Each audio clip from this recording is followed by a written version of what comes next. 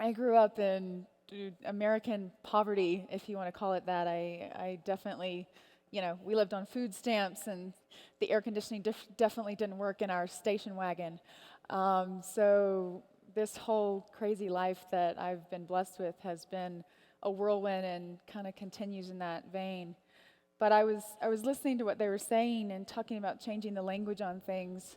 I have been fighting human trafficking for 8 years now, and it was something that kind of, I want to say, landed in my lap. I was first educated on the issue when I was 17 years old in New York City, while I was in acting school, not making any money, just trying to pay the rent. So it was kind of like, what can I do?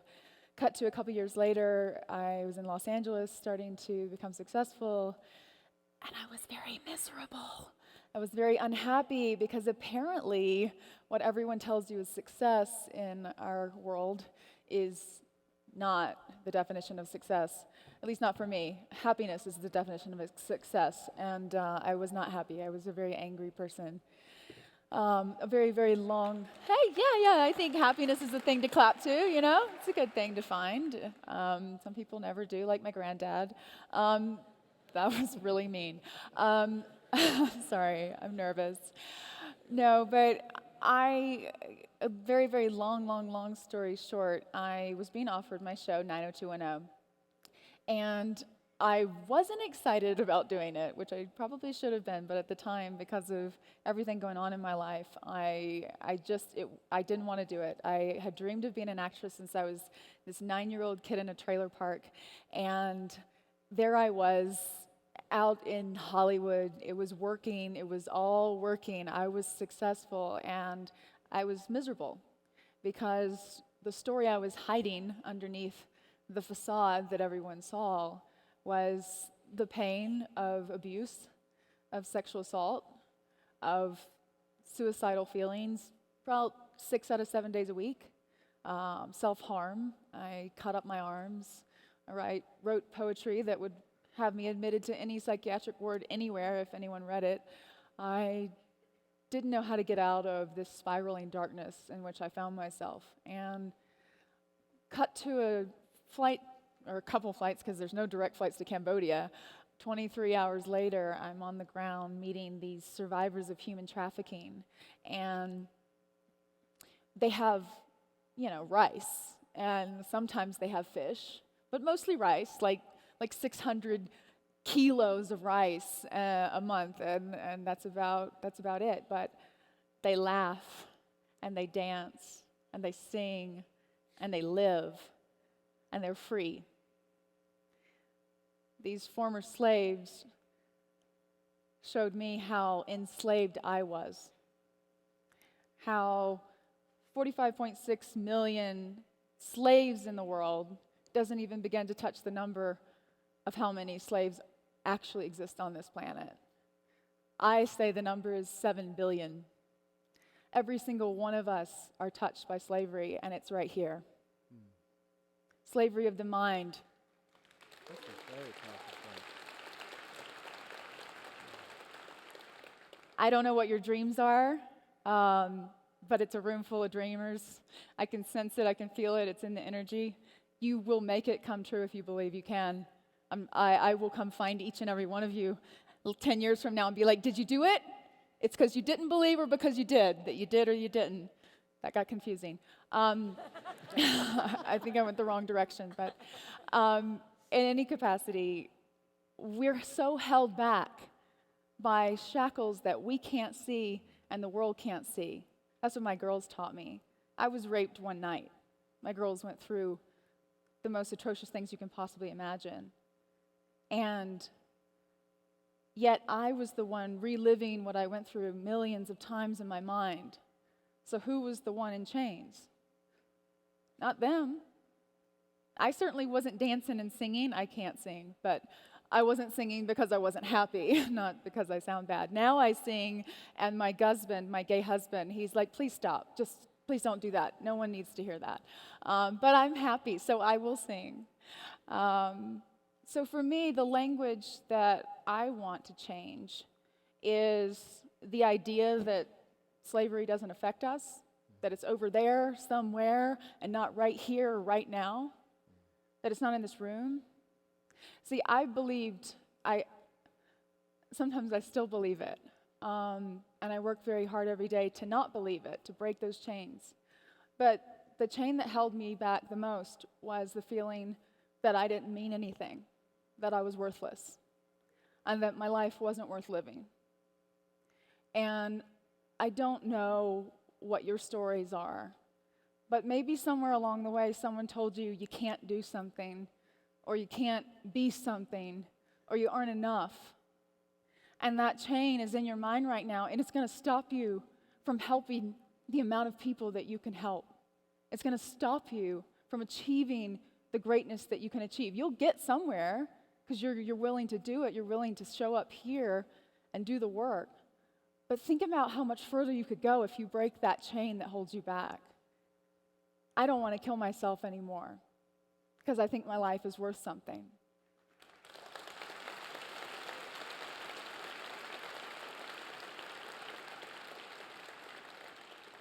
That's what I want for every single person here, every single person on this planet. When we talk about fighting human trafficking, there are so many ways to combat it. We come at it from every single angle. Our organization, Together One Heart, which is founded by Somali mom in Cambodia, a trafficking survivor herself, saved over 7,000 girls. I like to say 7,001 because she saved me too. She goes after the perpetrator. She goes through the judicial process. But when you're talking about a life, you want to work with trauma victims, you want to help them, you want to save them, you want to do something for them, don't go after their perpetrator. Don't make that your first goal. Do it, don't make it your first goal. We need to be loved. We need to know that we're worth loving. And if you bring love into our world, guess what happens? Fear dissipates. There are two things that are real. There are two things in the world. One is real, one is not. Love is real, fear is an illusion. Where love is, fear cannot be.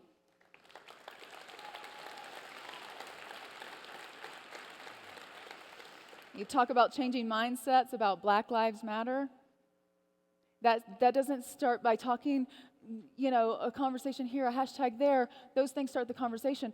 We have to teach our little ones that they're right, that we're wrong, because they just love people. They don't care what you look like. They don't care what color you are. They don't care how much money you have. They just love. My little brother, my dad's remarried. I have a 3-year-old little brother, and he just hugs everybody. He just hugs everyone. He doesn't care. It doesn't matter. He'll hug every single one of you. I mean, he really would. I would literally be like, we got to go, buddy. It's been 10 hours. Why do we stop that? Why do we say it's inappropriate to hug a stranger? Why? We're all in this together, right? This is how we combat every issue on our planet, by removing fear as we introduce love. Human trafficking, to me, is the single worst thing I can possibly imagine. A human being who has gone from being like my 3-year-old little brother to the point where they can sell another human being. What did we do? How did our system fail them? When did we think that it was okay to create traffickers and to create rapists and to create bullies and to create abusers? What did we do, and how did we make that okay? We can't treat the symptoms. There's a pill for everything. Some of them are great. I've tried. Just for the flight here, I needed it, trust me. I don't like that, though. I don't want to treat the symptoms. I would like to sleep 8 hours on a plane without one, but sometimes it's hard because your neck's like this. I don't want to treat the symptoms when it comes to human trafficking. I want to go to the root of the issue, and that starts right here in all of our minds. When you look in the mirror and you break your own chains, you will walk out into the world as a free person, and you will breed freedom everywhere you go. Because love breeds love, and freedom breeds freedom, and truth breeds truth. But fear breeds fear, and hate breeds hate. So which one do you want? Which side of history do you want to be on? The side of love or the side of hate? The side of fear or the side of love? The side of all things bad or the side of love? Love is the only answer. It always will be. I love all of you. I would hug all of you if I had 10 hours. I don't. My time's out. Thank you so much. Don't go. Can I have? Come, we're going to do something. Okay. Now, AnnaLynne said something very important, which I had never heard put as beautifully as that, which is slavery is in here. So I'm going to ask you all to take the hand of the person next to you and stand up.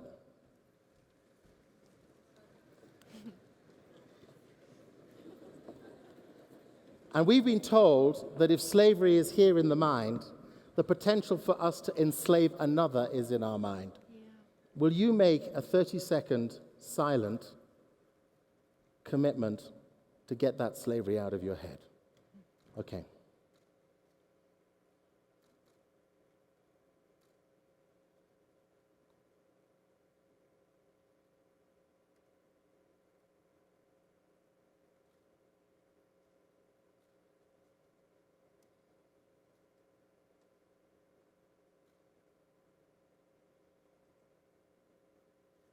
Thank you, AnnaLynne. Thank you so much. Thank you. Thank you.